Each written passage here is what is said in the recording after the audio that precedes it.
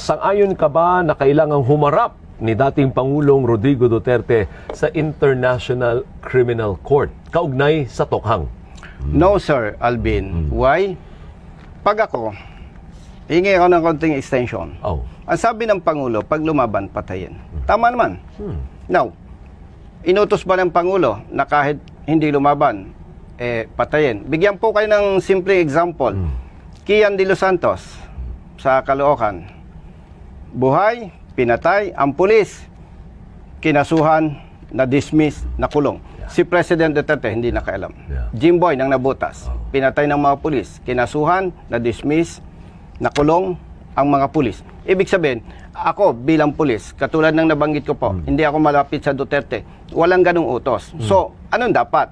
Hindi dapat natin i-invite ang ICC. Kumbaga, yung problema natin, kaya pa eh.